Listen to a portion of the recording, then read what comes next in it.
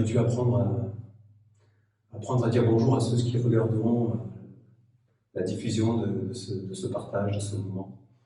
Alors il faut donner un cadre pour expliquer qu'est-ce qui se passe, qu'est-ce qu'on est en train de faire. Alors j'ai déjà donné l'explication de qui je suis, qu'est-ce que je fais. C'est pas qui je suis qui compte, mais c'est ce que je fais au sein d'un cadre qui compte. C'est plus ça l'idée. Donc c'est un moment de partage, un moment d'âme, dans un cadre qui s'appelle une église essénienne, chrétienne de France. Ça, c'est le cadre d'existence dans le monde de la vie quotidienne. On a un cadre juridique, légal, dans lequel j'officie, dans lequel je travaille. En tant que pasteur, ma fonction, je suis un pasteur, puis je suis un homme, comme tout le monde, un mari, un père, etc. D'accord ? Un ami, etc. Donc ces moments de partage, c'est des moments d'âme. Pourquoi des moments d'âme ? Parce que dans la vie, ce qui est essentiel, c'est de connaître qui nous sommes et où nous nous situons, où est-ce que nous posons nos pieds. Une grande erreur que l'on voit dans l'humanité moderne, c'est de penser que l'homme est au sommet de l'évolution. Voilà, il est le sommet. Or, dans l'enseignement de la tradition essénienne, c'est un enseignement qui nous vient de génération en génération par des êtres, ça serait long à expliquer, mais par des êtres qui sont des maîtres qui portent une culture, donc on va dire, d'une conscience universelle, j'allais dire solaire, ça veut dire qui n'est pas lunaire, parce que toute la culture du monde de l'homme, elle est lunaire dans le fond. D'ailleurs, on me dit, c'est lunaire, ce que j'ai vu hier, c'est tellement vrai, ça devient lunaire, c'est le reflet de monde qui est au-delà, qui est solaire, et dont on n'a pas accès parce qu'on n'a pas la culture, on n'a pas reçu la culture des maîtres, des enseignants, d'une culture véritable, de l'être véritable, de la mémoire, de l'âme, c'est pour ça que c'est des moments d'âme, de la mémoire qui est fixe, qui est éternelle, et qui n'est pas celle qui est en mouvement, qui est liée à l'incarnation, vous voyez. Il y a deux phases, c'est polarisé l'âme. Il y a une âme qui est liée à l'expérimentation sur la terre, à travers un corps, et puis il y a l'âme qui est dans la fixité, qui est comme un soleil, qui est comme un œil, qui est immuable et éternel. C'est cette culture qu'on a perdue, et c'est cette culture que propose donc la tradition essénienne à travers l'Église essénienne chrétienne de France. Un moment de partage, c'est de se rendre disponible, c'est de se poser, c'est de sortir du tourbillon de la vie quotidienne, d'entrer dans son intériorité, de s'observer, d'entendre des paroles d'un monde supérieur. Quand je parle de cette âme dans sa fixité donc solaire, c'est un monde supérieur d'éternité auquel la culture de l'homme n'a pas accès parce qu'il pense qu'il est au sommet de la création. Or, dans l'enseignement de la tradition de la lumière, la tradition immortelle, des sages, l'homme est un intermédiaire. Vous voyez un sablier, il y a effectivement les minéraux sur lesquels on se pose, qui donnent la dureté, la densité, la pierre, l'os. Après, il y a les végétaux qui sont comme une orientation, une volonté, une émancipation vers le haut. Et puis, il y a l'animal qui est comme une respiration, la noblesse des sentiments. L'animal, il nous enseigne, hein. Il est dans la grandeur par rapport à tout ce qu'on peut faire. Il nous enseigne la patience, il nous enseigne l'amour, la caresse. Moi, j'aime bien regarder des petits extraits de vidéos où on voit des animaux qui sont à faire des câlins entre eux avec des humains. Enfin, ils sauvent des humains même dans l'eau. Enfin, c'est incroyable l'amour des animaux, mais que nous on a perdu finalement parce qu'on se croit au-dessus de tout et on n'est pas au-dessus des animaux du tout. C'est une mauvaise vision. On est responsable, mais pas au-dessus. On n'est pas plus intelligent. On a une responsabilité parce qu'on a donc le règne de l'homme qui est donc comme la capacité de s'individualiser, la capacité de donner des orientations et de tout changer ou presque. Parce qu'il a tous les éléments pour pouvoir organiser ce jardin qui est donc la création. Il a tous les éléments. Il a la responsabilité des minéraux, il a la responsabilité des végétaux, des animaux. Et l'homme dans cette humanité, d'ailleurs pour le monde supérieur, l'humanité ne s'arrête pas à l'homme. L'humanité va des minéraux jusqu'à l'homme. Et même, il y a la contrepartie d'un monde subtil. Là, on rentre dans des mondes de magie, ou la magie, donc je parlais de cette âme. C'est ça qui est compliqué à comprendre, où c'est une conscience supérieure des deux mondes. Et on a accès à un monde d'immortalité. C'est ce que je suis en train de dire, et quand je parle de Dieu, si on entend que c'est une abstraction et que c'est une superstition, on passe à côté, c'est certain. Mais si on rentre et qu'on est dans une disponibilité et qu'on rentre dans un accueil où on se dit Et ça, c'est une base. Je ne sais pas, je sais que je ne sais pas. Et dans le secret, dans le sacre de mon intériorité, c'est ce qu'on appelle le cœur, la chambre secrète, on parlait de Jésus, Dieu à travers Jésus. J'accueille que je ne sais pas. Et c'est dans ce mystère du cœur, qui est donc à la jonction des mondes, vous voyez, dans le monde animal en fait, vous voyez, c'est ce cœur. C'est là que peut venir une perception d'un monde supérieur, qu'on n'a pas, on n'est pas dans cette culture dans le monde de l'homme. Il n'y a aucun jugement. La nation essénienne, l'Église essénienne chrétienne, propose un pasteur comme moi, propose un chemin et un partage où je parle, où je vais donner des mots, des explications. Je vais donner la lecture des archanges qui parlent d'un monde supérieur, que l'homme ne connaît pas dans sa culture actuelle parce qu'il se croit au sommet. Et pourquoi il se croit au sommet? Parce qu'il ne voit que la superficie des choses. Et c'est l'homme au corps, ce qu'on appelle l'homme au corps, identifié au corps. Il va dire qu'il a des pensées, des sentiments, il va même dire qu'il a une âme. Mais c'est l'âme, je vous dis, c'est l'âme qui est donc assimilée, si vous voulez, à son incarnation, mais qui n'a pas rejoint et qui a perdu la mémoire, le fil d'Ariane, comme on dit, le fil de cette conscience supérieure, donc, de ce monde solaire fixe, qui est immuable. C'est pour ça que le symbole de l'œil, du soleil, du seul œil, vous voyez l'écriture, ce qui est clair, et que nous sommes des rayons de ce soleil.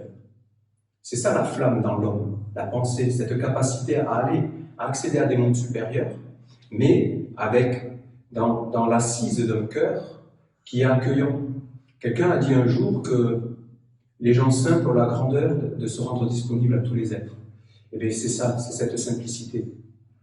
Cette simplicité, ce cœur, ce non-jugement, cet accueil. Ça ne veut pas dire d'être d'accord.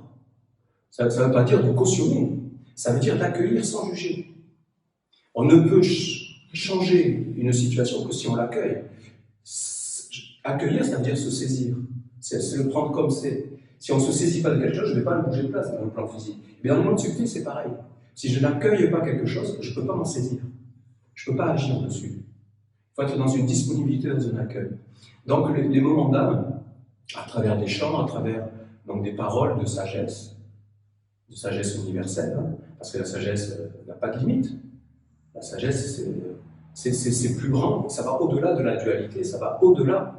D'ailleurs, c'est ce qui transcende la dualité, c'est ce qui transcende les oppositions. La perdition du monde de l'homme, c'est qu'il reste, et comme on en fait partie, hein, parce qu'on fait partie du monde de l'homme, bien sûr. Hein. Moi, je propose un chemin, je parle d'un chemin, je parle d'une traversée des eaux. Comme Moïse, le bâton, c'est se redresser, c'est acquérir une certaine discipline, une certaine attitude qui fait qu'on traverse des mondes. Mais ça, c'est pas que je le dise et que vous y croyez, c'est de le vivre et de le partager. C'est pour ça que l'incarnation de la nation essénienne à travers l'Église essénienne chrétienne, c'est une école qui est proposée, c'est tout un enseignement qui est proposé. Pas un enseignement où les élèves seraient, ah mais tiens, j'ai entendu ça, donc c'est ça, donc j'y crois, donc... Non, non, c'est un chemin et un savoir initiatique, c'est-à-dire, il ne s'agit pas de croire et d'être d'accord avec un enseignant, ça n'a rien à voir avec tout ça, c'est de goûter les choses et de les vivre. C'est par l'expérience de votre propre vie. Et toujours dans la liberté de faire cette expérience. Jamais en étant forcé, jamais en étant contraint. Sinon, ça n'a pas de sens. Dieu ne s'impose jamais. Dieu est intelligence, Dieu est amour, Dieu est loi. Et c'est par la compréhension juste de ces lois qu'on retourne vers Dieu. C'est de l'intelligence et de la science. C'est pas de la superstition, c'est pas de la croyance. Les Esséniens ne sont pas des croyants. Les Esséniens sont des agissants. Ils sont actifs du mieux qu'ils peuvent. On n'est pas supérieur. On emprunte un chemin différent avec nos écritures, nos codes, nos formations, nos orientations. Pourquoi? Parce que la vie est bien plus grande que le corps, et que c'est dans des mondes plus grands que le corps, des mondes d'influence, des mondes d'habitude, des mondes qui sont des suggestions, tout ça. C'est dans ces mondes qu'il faut savoir dire oui et non. Il faut savoir faire rentrer et savoir laisser de côté. Il faut faire le choix, c'est le discernement. Séparer le bon grain de l'ivraie, comme disait Dieu à travers le Maître Jésus. D'accord? C'est tout ça. Un moment d'âme, c'est vraiment se rendre disponible, c'est accueillir, c'est de sortir donc de ce tourbillon de la vie quotidienne. Un moment de partage, et j'espère, je souhaite que ceux qui regarderont ces moments de partage pourront eux aussi, derrière l'écran, prendre le temps de se poser. On ne regarde pas un office, un mandat comme celui-ci, par curiosité. Ce n'est pas la bonne attitude, ce n'est pas par curiosité. C'est pour se laisser imprégner. Il faut le choisir. Vous voyez, c'est un moment de partage, réellement. Au-delà de la présence physique ici, c'est un moment de partage qui sera donc disponible sur les réseaux, sur YouTube, je crois. Ça vous va? Donc on va commencer par trouver mon chemin, notre chemin. Et bien ce chemin, c'est celui, donc on est dans la création. Je n'ai pas parlé de monde supérieur, je ne suis pas là pour faire de l'ésotérisme, le côté caché des choses.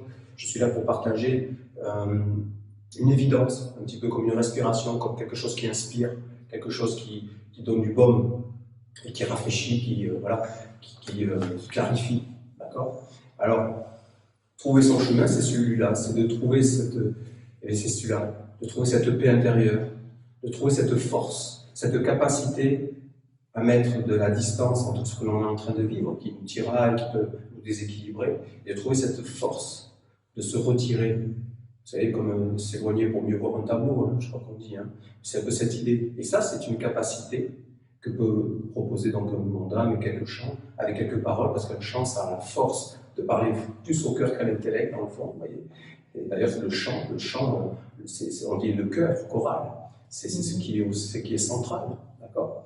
Donc, un chant, il peut revenir, il peut vous accompagner, et réellement, dans des mondes plus subtils, c'est des forces de protection, un chant, réellement. Donc, je vous souhaite que ce chant, les chants qu'on va partager, soient des forces de protection dans vos vies.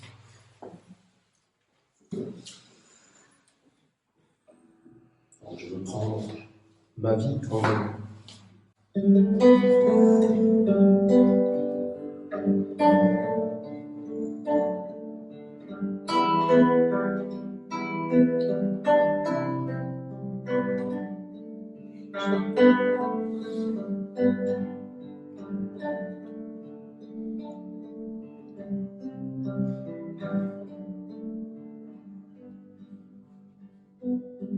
Je veux prendre ma vie en main, trouver mon chemin, me mettre en action, afin de découvrir ma mission, d'être une âme sur la terre, au service d'un idéal supérieur, celui de vivre avec mon âme. Je veux prendre ma vie en main, trouver mon chemin, me mettre en action, afin de découvrir ma mission, d'être une âme sur la terre, au service de l'idéal supérieur, celui de vivre avec mon âme. Alors je sors de ma passivité, je me mets en activité, afin que ma destinée soit unie avec mon âme. Je prends l'option du bonheur, d'être un ange sur la terre, au service de celui qui est. On me trouve dans ma pensée, impossible de concentrer, alors j'appelle à clarté, afin qu'elle vienne domine. Je lui offre tout mon être, afin d'être moi-même clarté. Alors j'entre dans le processus de ma transformée. Alors je sors de ma passivité, je me mets en activité, afin que ma destinée s'appuie avec ma main. Je prends l'option du bonheur, être un ange sur la terre, au service de celui qui est.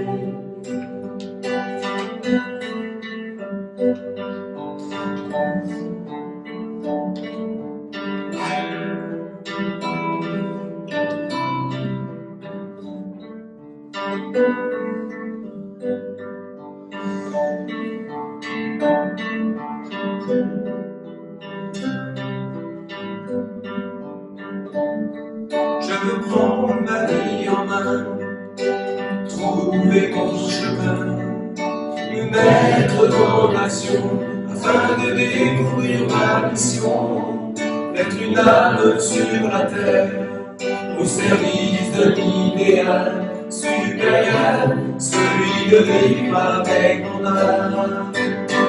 Alors je sors de ma passivité, je deviens en activité, afin que mon destinée soit unie avec mon âme.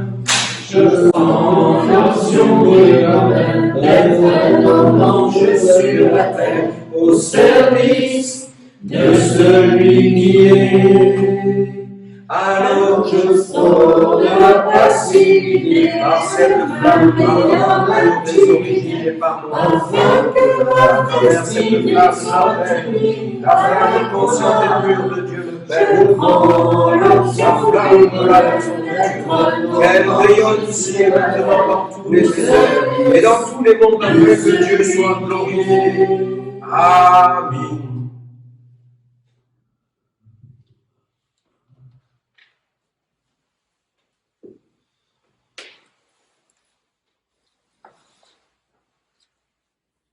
Prendre sa vie en main, c'est à la fois, bien sûr, prendre sa vie matérielle en main, mais c'est aussi et surtout prendre sa vie intérieure en main.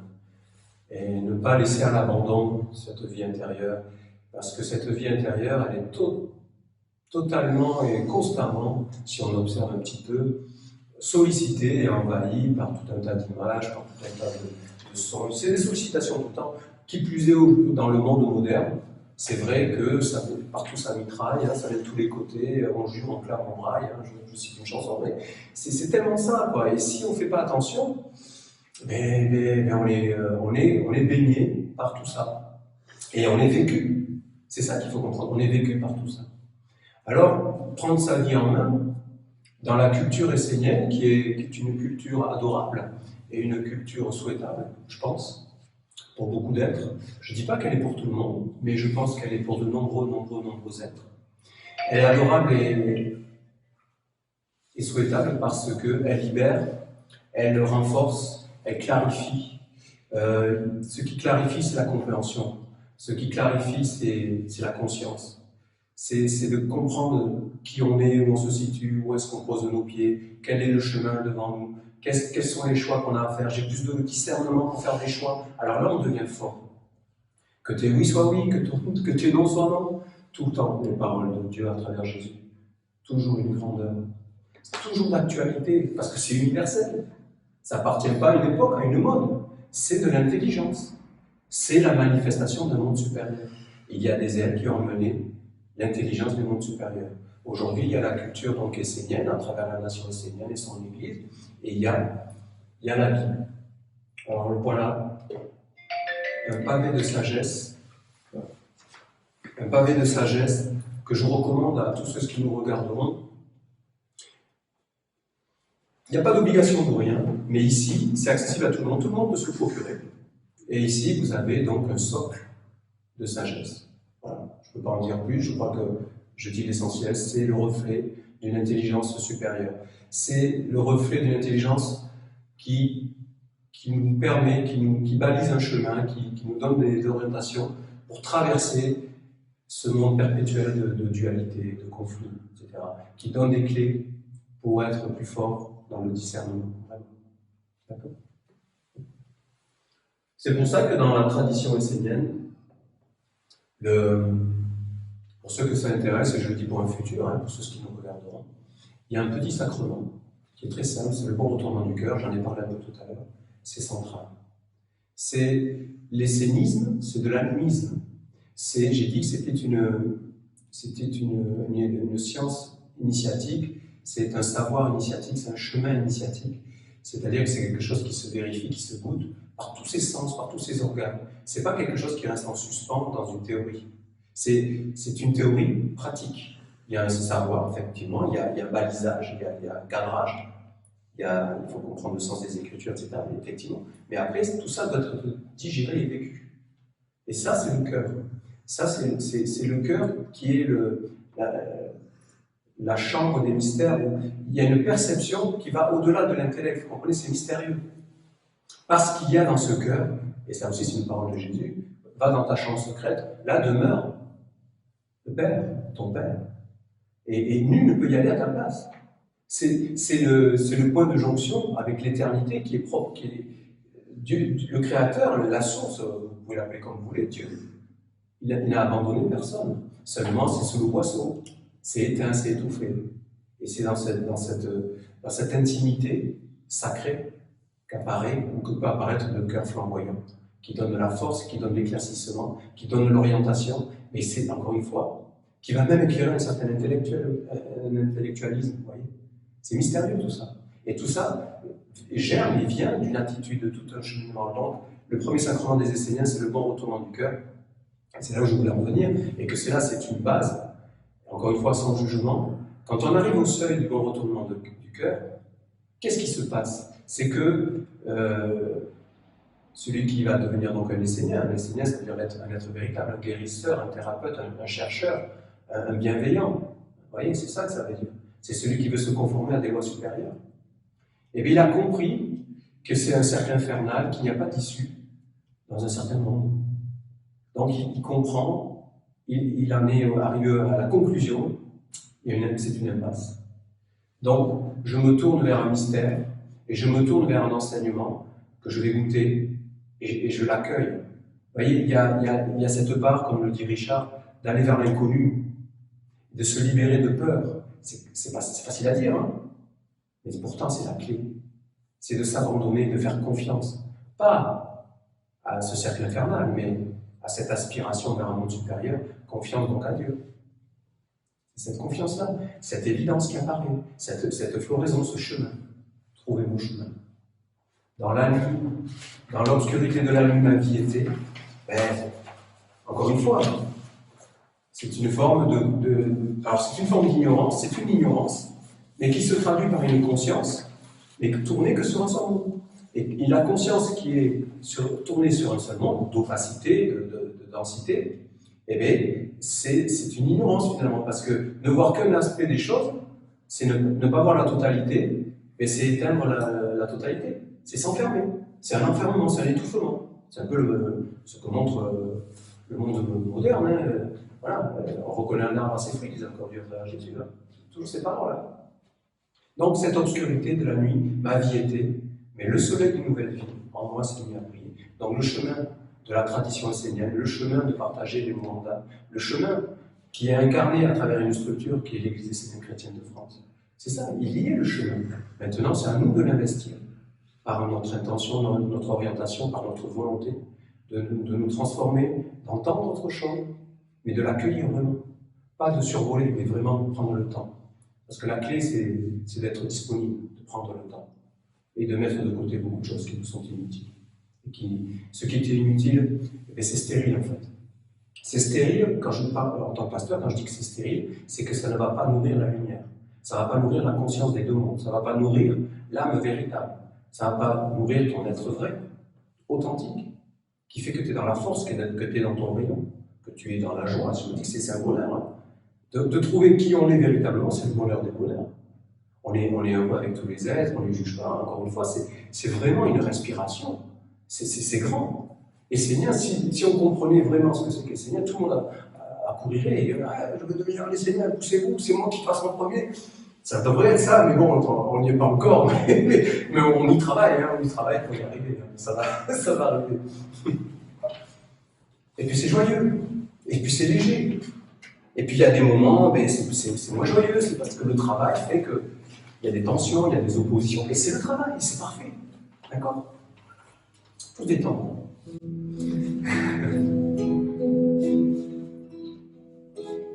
Dans l'obscurité de la nuit, ma vie était, mais le soleil d'une nouvelle vie en moi s'est mis à briller, et sur le chemin pur et sacré, je me suis mis à marcher.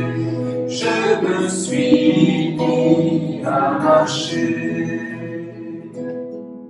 dans l'obscurité de la nuit, ma vie était, mais le soleil d'une nouvelle vie en moi s'est mis à briller, et sur le chemin pur et sacré, je me suis mis à marcher. Je me suis mis à marcher. L'obscurité de la nuit m'a inquiété, mais le soleil d'une nouvelle vie en moi s'est mis à briller. Sur le chemin pur et sacré, je me suis mis à marcher. Je me suis mis à marcher.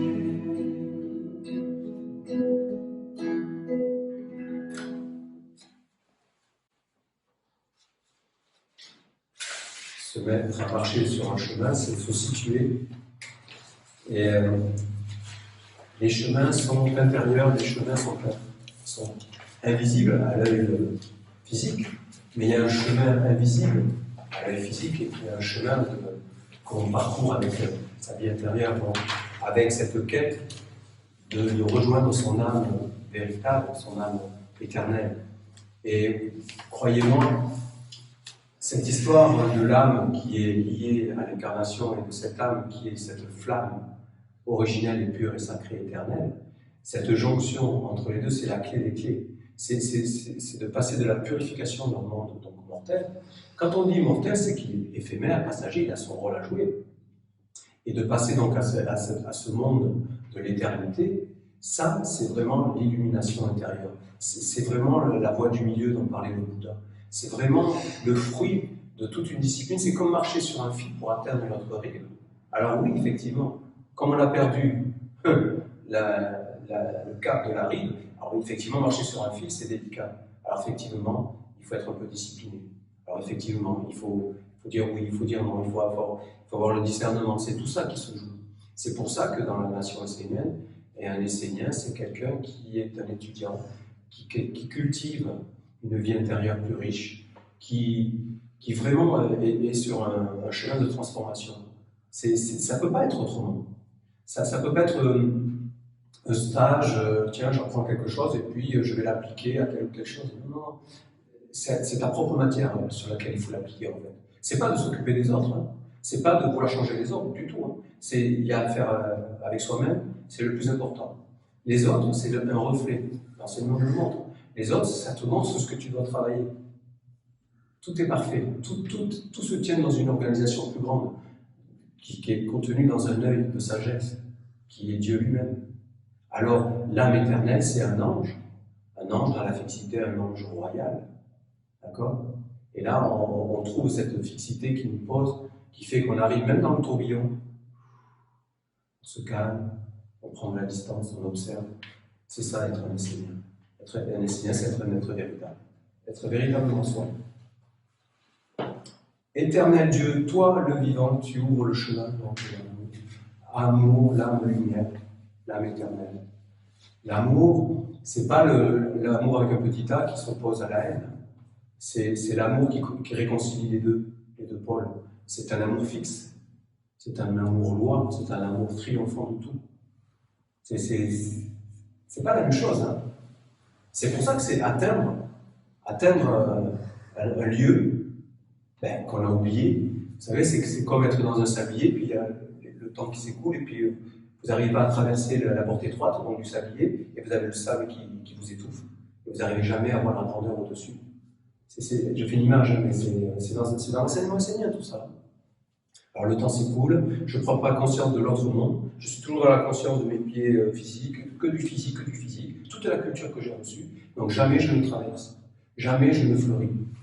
Et dans la culture essénienne, c'est pour ça qu'on dit qu'on rentre dans ce cercle de transformation, de travail, par donc, une germination.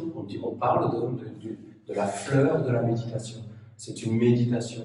Méditer, ça veut dire donc réfléchir, ça veut dire voir les reflets. Donc, cette âme lunaire, ce monde lunaire, reflet, on réfléchit. Et ce qui passe au travers de la réflexion, c'est ce qui est éternel. Et c'est là où tu découvres Et tu te reconnectes avec ce qui est éternel en toi, que la source première avait mis en toi. Dieu est la source, le langage universel de l'âme. Il a mis l'étincelle. L'ange est son eau. D'accord? Et nous, on peut baigner dans l'eau de Dieu, finalement. Parce que l'ange, c'est son eau, c'est son messager. Mais il y a les messagers du feu, il y a les messagers de l'air, il y a les messagers de la terre et donc de l'eau. C'est ce qui nous constitue. Ça, c'est les fondamentaux. Dans l'essénisme et cet animisme, c'est pas une abstraction, Dieu. C'est l'eau, c'est l'air, c'est le feu, c'est la terre. Fondamentalement, c'est ce qui nous permet d'exister.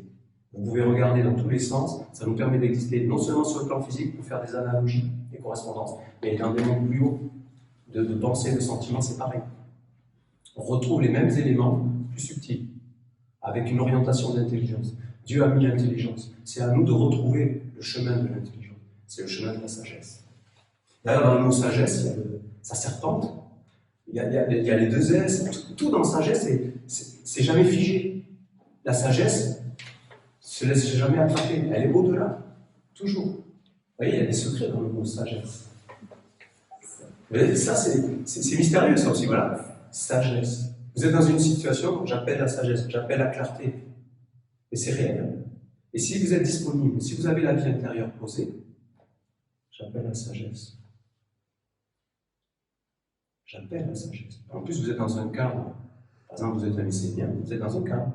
Je ne vais pas en parler, mais j'appelle la sagesse. Moi, Essénien, je sais que je ne suis pas parfait, mais j'appelle la sagesse. Sagesse, je t'appelle. Parce que je veux servir ce qui est noble, ce qui est intelligent. Je veux servir ce qui est utile au bien commun. Alors ça c'est grand. Et le bien commun, c'est Dieu. Notre façon de le dire. Parce que Dieu n'oublie aucun être. Il a mis l'intelligence, l'étincelle de la vie, et dans tous les êtres, dans tous les degrés de manifestation. Éternel Dieu, toi le vivant.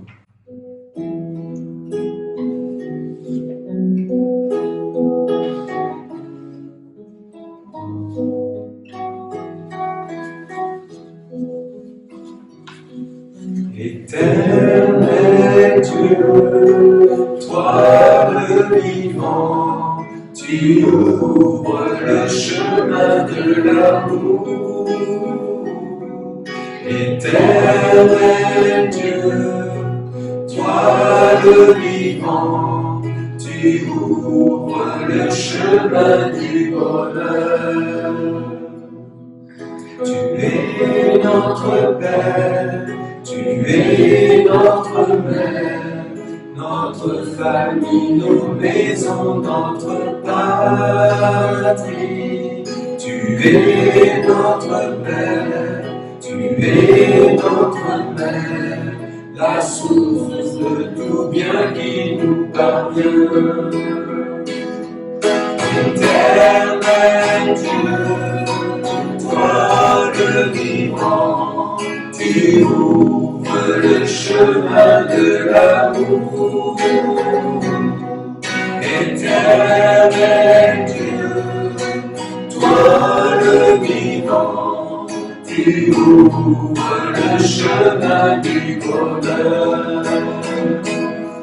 Tu es notre Père, tu es notre Mère, notre famille, nos maisons, notre patrie. Tu es notre Père, tu es notre Mère, la source de tout bien qui nous parle. Éternel Dieu, toi le vivant, tu ouvres le chemin de l'amour. Éternel Dieu, toi le vivant, tu ouvres le chemin du bonheur.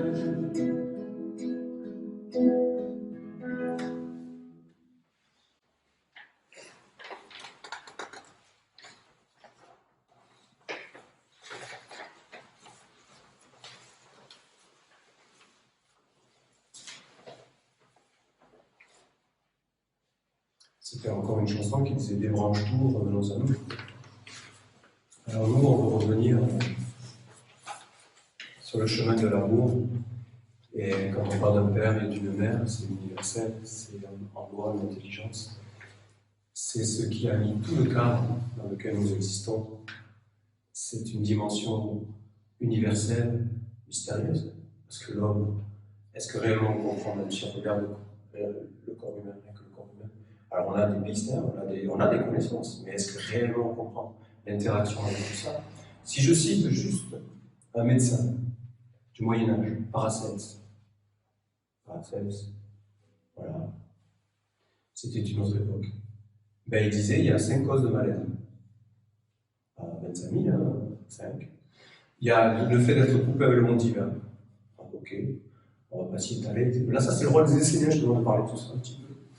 Il disait ça, et après, il disait il y a une histoire d'astrologie, parce qu'on est dans un organimus corpus, un organimus intelligent, avec des influences, avec des mémoires, avec des essences qui nous animent, qui correspondent à des étapes, à la construction de notre être. C'est une science, c'est toute une... Il y a la géométrie, il y a les sons, il y a tout qui entre en jeu. C'est un truc de... Alors, franchement, est-ce qu'on comprend tout ça? Soyons humbles. Donc, il disait, il y a l'astrologie. Et ensuite, il disait, il y a ce qu'on appelle le karma, les hérédités, tout ça, qui soient familiales, personnelles, nationales, internationales. Il y a tout ça qui entre en jeu. Il faut gérer tout ça. En connexion, en interaction avec l'astrologie, en interaction avec le fait d'être aligné avec les principes supérieurs divins. Et après, il disait tout simplement, mais après ça, il y a l'empoisonnement de la qualité de l'eau, de l'air, de la nourriture. Ça, c'est une évidence. Ça, c'est une évidence. Écoutez, il ne faut pas chercher bien loin. Hein. Et puis, en fait, après, derrière la qualité de l'eau, de l'air, de la nourriture, tout ça, il y a tout simplement le fait d'empoisonner les gens. Hein, c'est juste une histoire d'être empoisonné par des choses qu'on peut mettre dans notre corps, par des choses qu'on peut mettre, alors moi je vais rajouter des choses qu'on peut mettre dans nos pensées, parce qu'il y a une contagiosité des idées, c'est un truc de fou. C'est ça qui est fou. Et c'est ça qu'il faut des garde-fous, justement. Dans tout ce qui rentre comme suggestion, pensée, orientation, on te dit tout, il va faire chaud, il va faire froid, on te dit, mais vis-le, on s'en fout de le savoir avant, quelque part, non? Hein? Je ne sais pas, au bout d'un moment, il faut qu'on sache tout. Non, c'est bon, on se détend, on aime bien être surpris, voilà, être surpris par le vivant. Hein?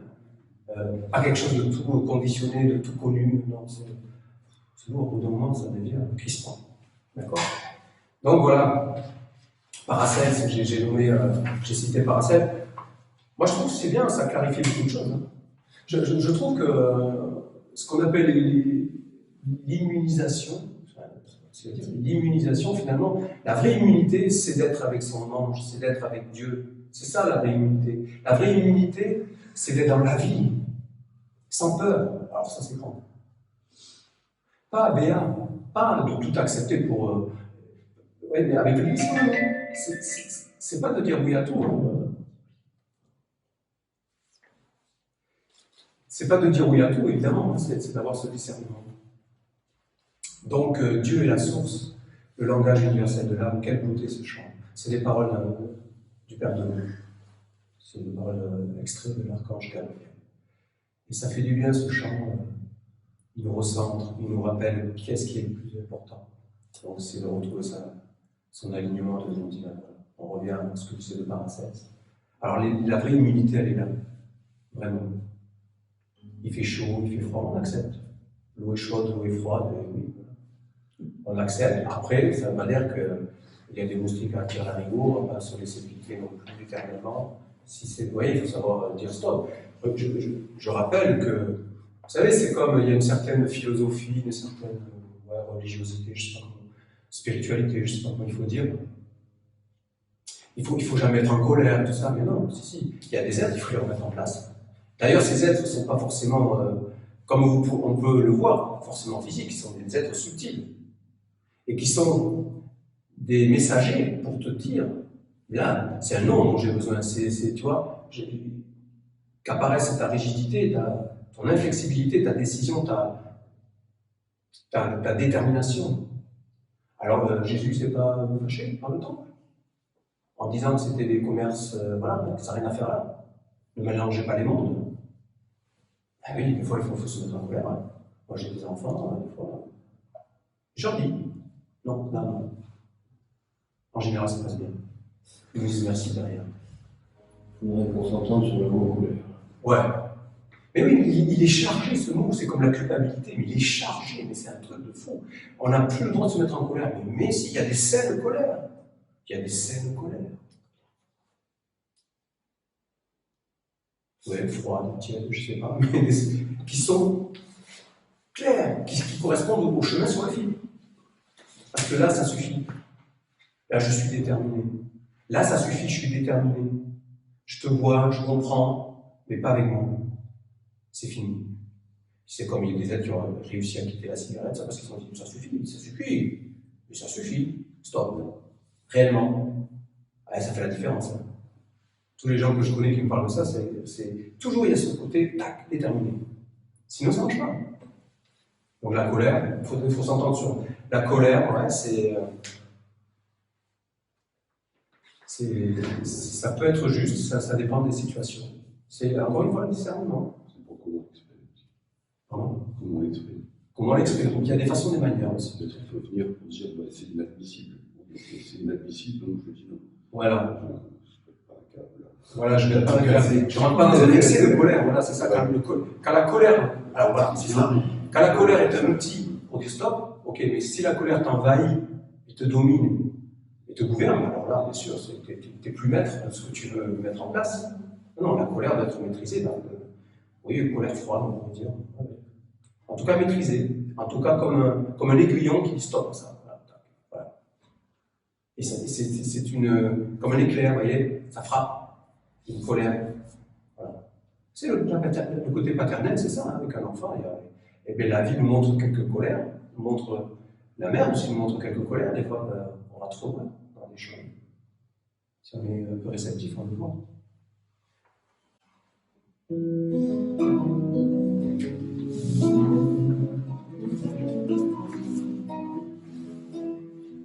Dieu est la source, le langage universel de l'âme, et lui seul peut combler et conduire vers la plénitude. Dieu est la source, le langage universel de l'âme, et lui seul peut combler et conduire vers la plénitude. Car rien d'autre monde ne peut te combler, si ce n'est sa présence. Il est l'intérieur qui éclaire. Dieu est la source du savoir. Dieu est la source du savoir. Dieu est la source du savoir. Dieu est la source du savoir.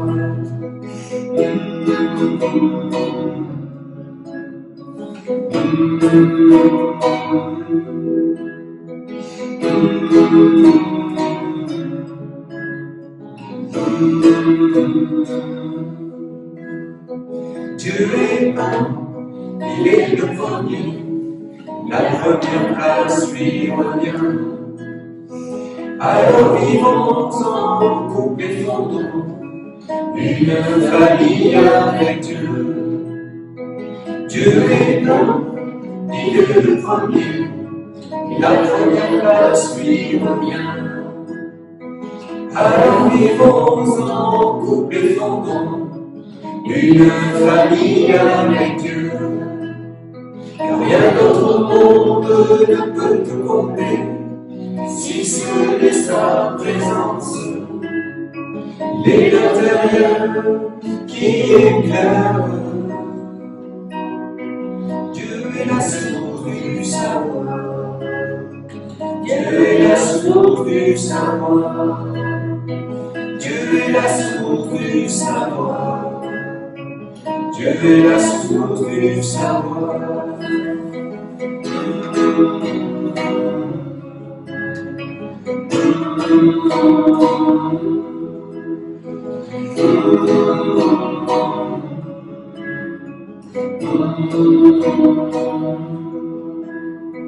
Dieu est la source du savoir. Dieu est la source du savoir. Dieu est la source du savoir. Dieu est la source du savoir.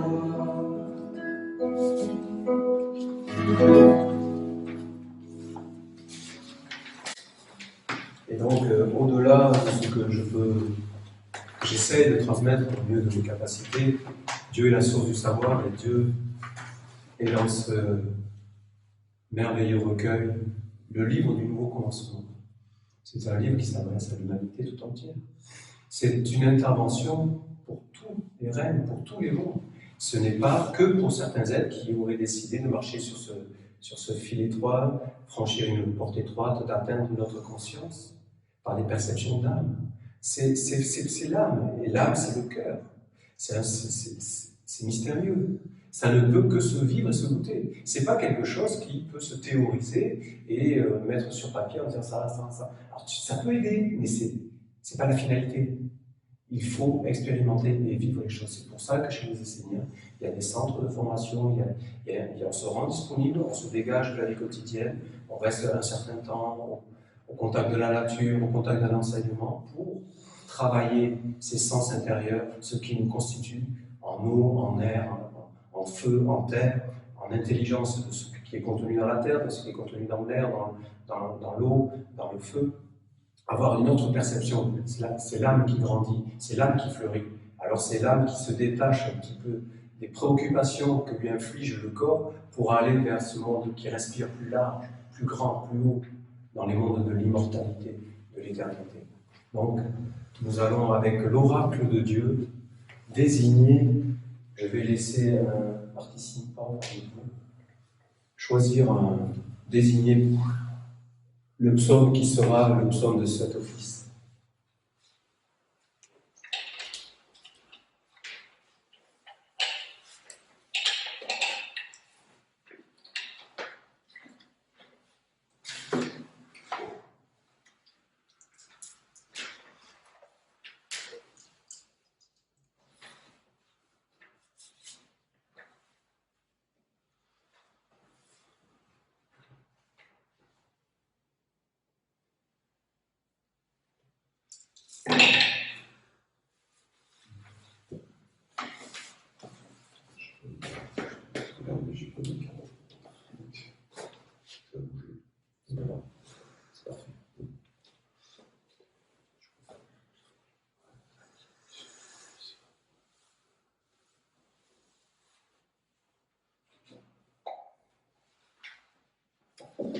Le psaume 111 de l'archange Michael.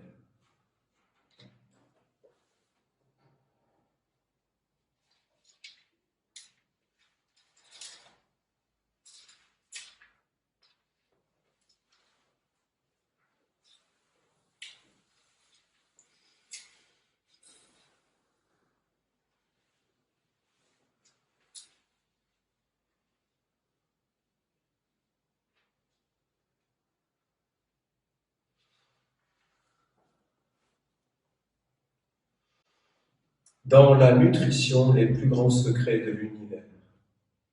Vous, les Esséniens, je vous demande d'être des sages et des étudiants des lois de la vie divine.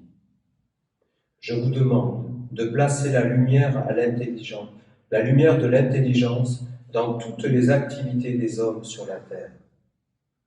Je vous demande de placer la lumière de l'intelligence dans toutes les activités des hommes sur la terre. Le savoir vous fera grandir et vous libérera. Vous deviendrez une puissante source d'inspiration pour le monde entier. Vous, les Esséniens, je vous demande d'être des sages et des étudiants des lois de la vie divine. Je vous demande de placer la lumière de l'intelligence dans toutes les activités des hommes sur la terre. Le savoir vous fera grandir et vous libérera. Vous deviendrez une puissante source d'inspiration pour le monde entier. Les plus grands mystères de l'univers sont contenus dans la nutrition. Les hommes ne doivent se nourrir que de fruits mûrs, à point. Bien souvent, ils consomment des fruits qui ne sont pas mûrs et n'arrivent pas à les digérer, ou alors des fruits gâtés, sans aucune vitalité, ce qui les rend faibles dans leur vie. Les hommes ne savent plus quoi ni comment manger. C'est leur histoire. Ils ne savent pas discerner ce qui est bien pour eux. Les fruits sont une façon de parler des expériences de la vie, de la sagesse et de l'intelligence qui se transmettent par la tradition de la lumière. C'est dans leur éducation que les hommes se nourrissent, soit de fruits qui n'ont pas eu le temps de mûrir, soit de fruits trop mûrs. Dans le premier cas, ils se construisent des corps à partir de modes, de vagues, de nouvelles pensées, de concepts, venant tout juste d'apparaître, se parant d'un manteau de la sagesse, mais n'ayant pas pris le temps de montrer leur vrai visage et de prouver la réelle valeur de leur contenu. Dans le cas des fruits trop mûrs, les hommes se nourrissent de traditions anciennes et vénérables, mais éteintes, dont il ne reste que le cadavre en décomposition. Cultivez le discernement, la patience, et soyez clairs. Cultivez le discernement, la patience, et soyez clairs. Ne soyez pas décalés de la vie, mais pleinement dans la vie, conscients et éveillés. Vivez dans votre époque et conduisez-la dans la lumière. Sachez tirer parti de chaque situation pour faire triompher la sagesse. La sagesse est éternelle. Elle est le bien à travers toutes les époques que traverse l'humanité. Sachez trouver l'arbre qui donne le fruit de la sagesse éternelle adaptée à votre époque. L'archange nous lance un défi aux Esséniens de porter l'arbre de la connaissance du bien et du mal pour qu'apparaisse le fruit de la sagesse. D'ailleurs, c'est totalement ça. Le discernement, c'est de sortir du cercle de l'arbre de la connaissance du bien et du mal, mais d'aller dans l'arbre de la vie, qui est le cercle de Dieu. C'est tout un cheminement. Et alors, c'est la voie de la sagesse qui apparaît. Le discernement, c'est ce qui sépare le vrai du faux, le superficiel de ce qui est non superficiel et qui est essentiel et qui apporte la vitalité. Alors, il dit que l'humanité, soit c'est des fruits pas assez mûrs, c'est des modes, c'est des concepts, et partout ça mitraille, je disais tout à l'heure, et c'est ça surfer sur la vague de la mode, et tout le temps, et ça occupe, ça fait beaucoup de vide tout ça, ça occupe, en fait ça remplit quoi? Le vide. Donc ça, c'est les fruits qui ne sont pas arrivés à maturité, et puis d'autres fruits trop mûrs. On se raccroche à des traditions qui ont perdu le lien, le chemin, avec cette étincelle, cette âme, cet ange, qu'amène, alors voilà, ça peut fâcher beaucoup d'institutions, mais qu'amène la tradition essénienne, qu'amène l'Église essénienne chrétienne, la nation essénienne, tous les êtres qui se sont engagés à servir cette lumière, à entretenir l'alliance des mondes. C'est une alliance chez les Esséniens avec les mondes de l'éternité. Et bien, tous ces êtres sont bénis et c'est actif et vivant. Les Écritures sont vivantes. Tout est actif et vivant pour que le chemin reste ouvert, pour qu'on amène l'occasion d'une nouvelle humanité.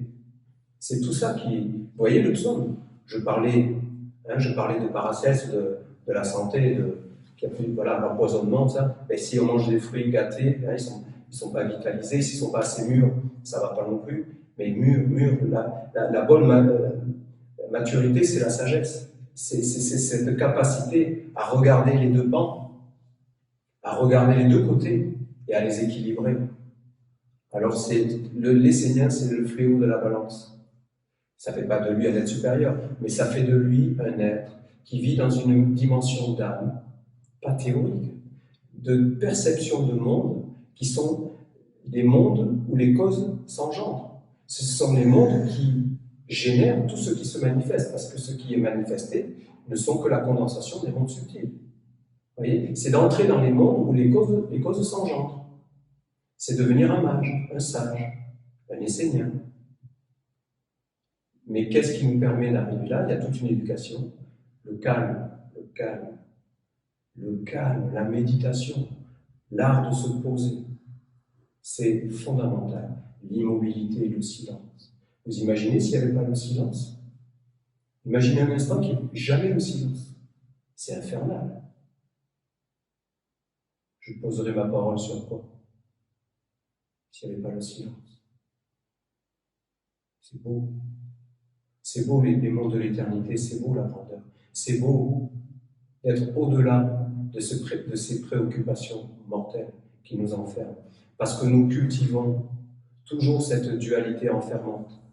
Et nous n'arrivons pas à traverser cette dualité qui est une école que le Bouddha avait appelée la roue du samsara, mais il avait apporté la roue du dharma.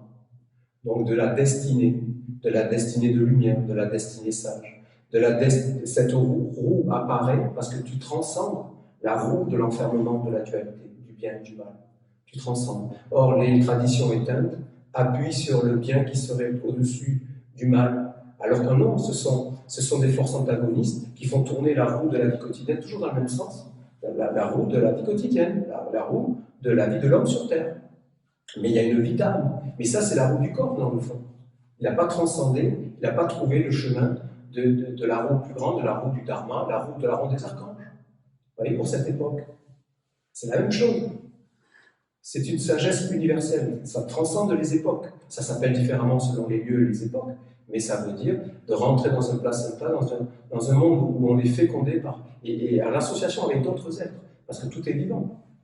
Et alors, c'est les Esséniens qui apparaissent pour proposer une nouvelle humanité. Alors, on ne peut qu'accueillir avec bonheur la grandeur de ce psaume de l'archange Michael, qui nous dit que la nutrition décèle et cache les plus grands secrets des mystères de la vie. C'est l'art, c'est ce que j'essayais de dire avec ma petitesse et ma maladresse, c'est tout un art d'être réceptif, d'être disponible. Voilà, j'ai commencé par cette disponibilité. Hein. Il y a toute une attitude à avoir avec tout ce qui vient vers nous.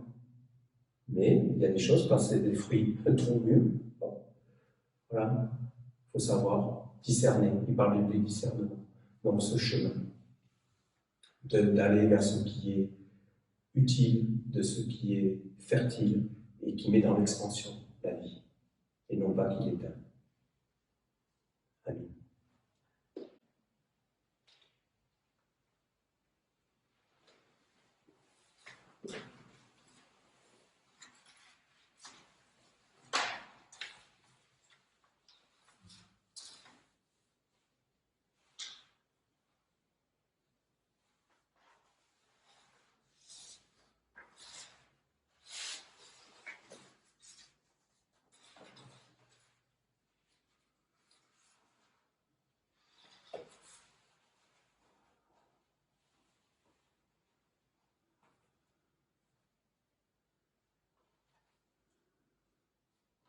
Alors je suis un pasteur essénien, j'entends mon Père, notre Père qui nous parle et qui nous donne l'orientation et qui nous dit que nous avons une responsabilité, que nous avons un rôle à jouer. Et je l'accueille. Et dans cette fonction, dans ce cheminement d'essénien, je vois tout le désordre, tout le déséquilibre qu'il y a dans le monde et je ne m'en occupe pas. Non pas pour le fuir, mais parce que j'ai autre chose à faire, nous avons autre chose à faire, nous avons à faire fructifier ce chemin, qui est un chemin de reconquête des mondes subtils, de la vie intérieure. Et c'est ne pas se laisser dévier de ce chemin qui nous mettra dans la force et qui amènera une sagesse dans toutes les activités du monde de l'homme, comme le dit le Père Michael. Dans toutes les activités du monde de l'homme. Elle a tout intérêt à nous renforcer dans l'étude, dans le travail de transformation, dans la dévotion. de nous tourner réellement vers une dimension plus haute de notre être, que nous avons oublié. Et le bonheur, c'est que nous avons tout le chemin balisé, nous avons tous les outils. Voilà, après il faut savoir s'en saisir et savoir les mettre en œuvre, les outils. Donc je suis heureux, profondément heureux d'être un Essénien, d'être sur ce chemin, de partager des moments d'âme et que cela soit utile pour un futur. Voilà. Donc nous allons terminer avec ce ensemble, parce qu'être un Essénien, c'est pas être isolé, c'est pas être coupé du monde, c'est être dans le monde, dans une utilité justement, pour qu'apparaisse plus de sagesse. Parce que la sagesse, elle est bonne dans tous les domaines, hein, que ce soit dans les domaines économiques, sociaux, médicaux, dans tous les domaines, religieux. La sagesse des Esséniens, incarnée aujourd'hui à travers la nation essénienne, a la capacité d'éclairer le bouddhisme, a la capacité d'éclairer l'islam, etc. C'est ça qui est incroyable. Parce que c'est le chemin de la sagesse universelle. Et ceux qui ont initié ce grand courant étaient des êtres qui avaient atteint leur âme éternelle et qui avaient un message d'un monde supérieur. À l'origine, bien sûr. Après, quand on a une mauvaise interprétation, qu'on ramène, vous voyez, qu'on tourne son regard, le cœur, son regard que sur la matérialité, que sur les conséquences et non jamais sur les causes. Mais on a beau avoir toute une science, c'est une ignorance savante dans le fond. Elle vaut ce qu'elle vaut, mais elle n'éclaire pas la totalité. Si ça n'éclaire pas la totalité, ça enflamme. Voilà. Il n'y a pas de jugement, hein. Que l'humanité s'éveille. Que les humains s'éveillent.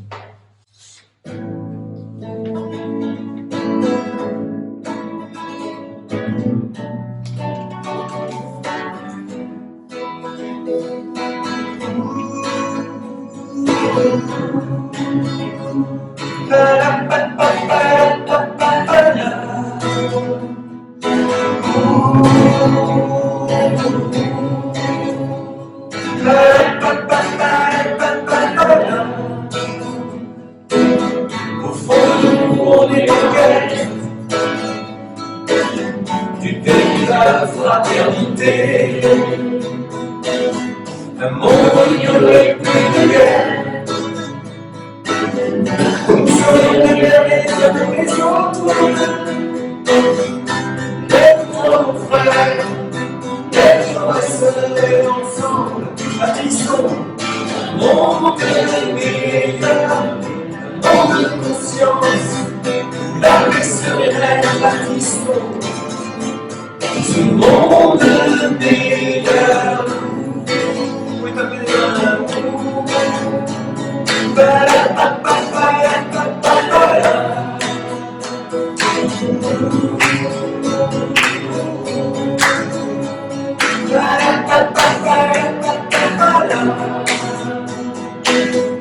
Hommage aux anciens qui nous ont aidés sans valeur. Alors nous avons besoin pour construire le monde dans ce monde. D'être frères, d'être sœurs et ensemble, bâtissons un monde meilleur, un monde de conscience, où la paix serait bâtissons ce monde meilleur.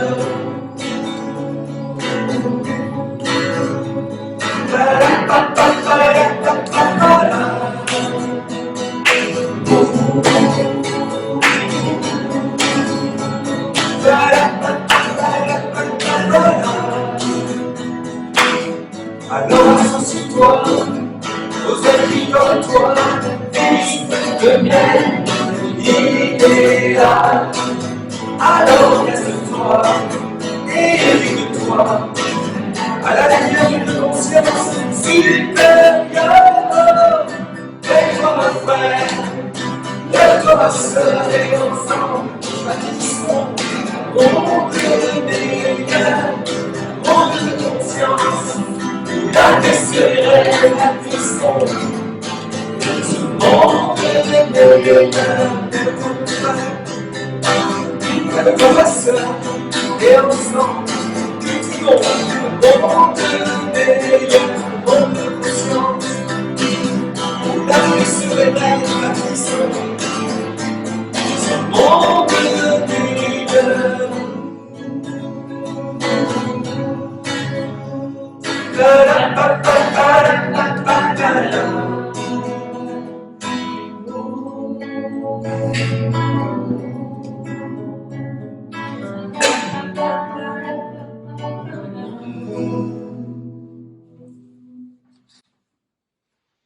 Nous accompagnons la femme.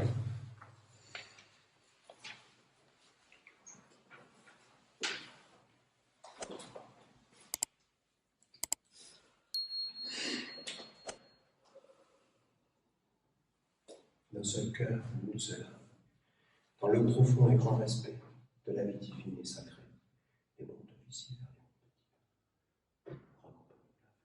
De la religion, pour la victoire.